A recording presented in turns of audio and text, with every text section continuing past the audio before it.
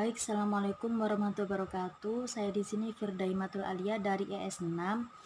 Saya akan menjelaskan mengenai berbagai aspek halal dan haram. Yang pertama, keutamaan mencari halal menurut dari Al-Quran yang berbunyi, Ya ayyuhar rasulu kulu minatoyibati wa'malu sholihan inni bima ta'maluna alim, yang artinya, wahai para rasul, makanlah makanan yang baik-baik halal dan kerjakanlah amal soleh, sesungguhnya aku maha mengetahui apa yang kamu kerjakan. Quran Surat Al-Mu'minun ayat 51. Maksud dari ayat tersebut di atas adalah para rasul dan umatnya diperintahkan oleh Allah untuk mengkonsumsi makanan yang halal, toyib, yang baik, dan diperintahkan untuk beramal soleh. Karena selama seseorang tersebut memakan makanan yang halal dan baik, otomatis amal soleh tersebut akan diterima oleh Allah. Dan sebaliknya juga, jika seseorang tersebut tidak mengkonsumsi makanan yang tidak halal, maka amal soleh tersebut repot, susah diterima oleh Allah. Selanjutnya yaitu keutamaan mencari halal menurut hadis Nabi yang berbunyi, Ayuhanna sutakullah wa ajmilu fitolbi fa inafsan lan tamuta hatan tastufi miriskia wa in abtun anha fatakullah wa ajmilu fitolbi khuduman wa mahalla wa da'u maharoma. Hadis di sini dimaksudkan untuk bertakwa kepada Allah. Hadis di sini dimaksudkan ada dua maslahat. Yang pertama yaitu maslahat dunia, dan yang kedua maslahat akhirat. Maslahat dunia ini mencakup makanan yang kita makan itu halal, dan maslahat akhirat tersebut bagaimana kita bisa bertakwa kepada Allah, karena masalah dunia dan akhirat ini saling berkaitan. Oleh karenanya, barang siapa yang bertakwa kepada Allah, maka ia akan mendapatkan kelezatan dan kenikmatan akhirat. Dan barang siapa juga yang menempuh jalan yang baik dalam mencari rizki, maka akan lepas dari rasa penat dalam mengejar dunia. Selanjutnya yaitu menurut atsar atau tabi'in yang berbunyi, Anin Bikitari radhiyallahu anhu an Rasulillah sallallahu alaihi wasallam qala ma akala ahadun ta'aman watu khairam min ayakula min amali yadihi wa inni nabiyyin Allahu da'uhu alaihi salam kana yakulu min amali biyadihi, rawahu Bukhari. Maksud dari hadis ini adalah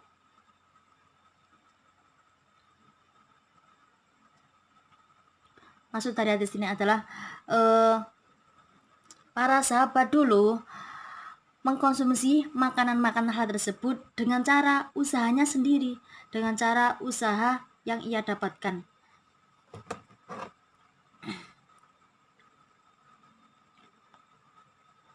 Dalam hadis ini kita bisa mengambil makna bahwasanya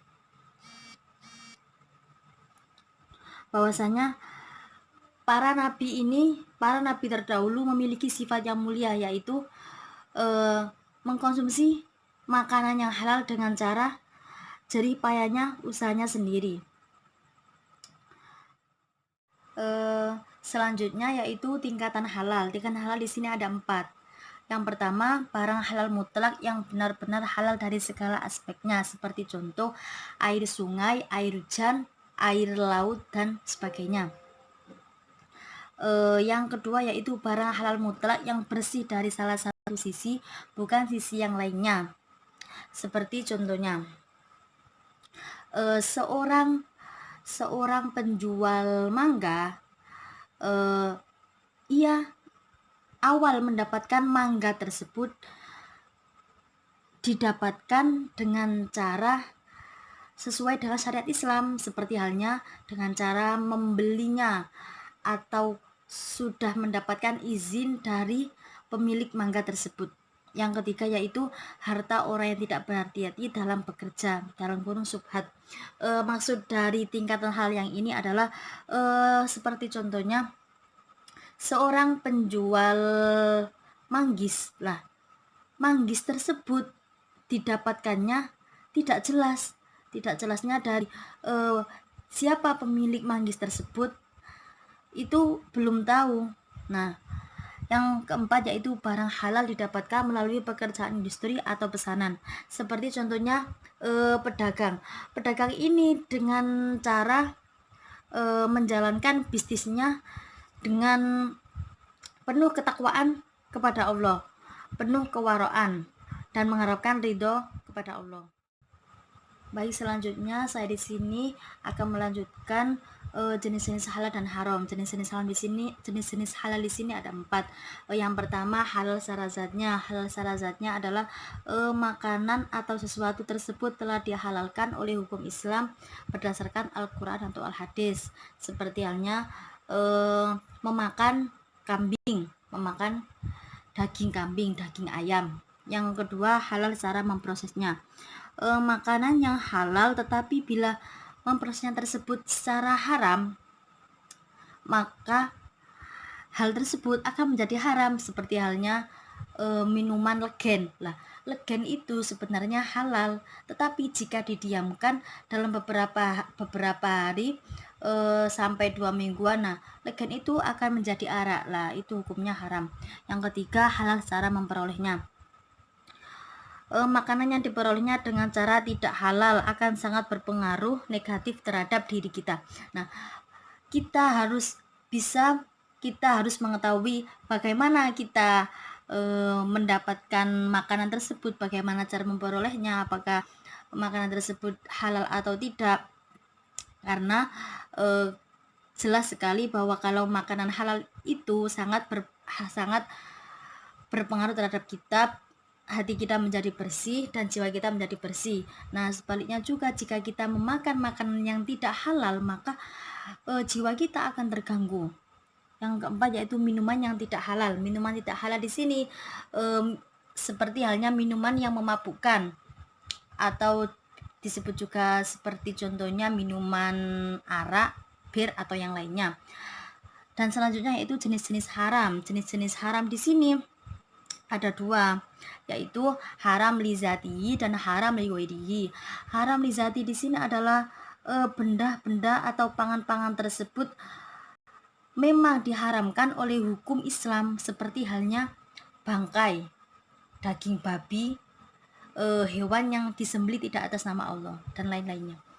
Yang kedua haram liwairihi. Haram liwairihi ini adalah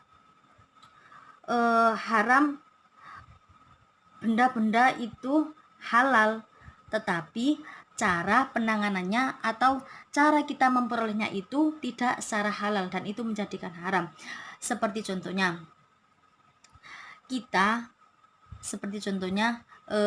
hukum asal kambing. Kambing itu halal. Lah, jika kita menyembelihnya dengan tidak atas nama Allah, dengan tidak menyebut nama Allah, maka kambing tersebut akan menjadi haram. Lah, seperti itu. Sekian dari presentasi kami. Bila ada salahnya mohon maaf. Wassalamualaikum warahmatullahi wabarakatuh.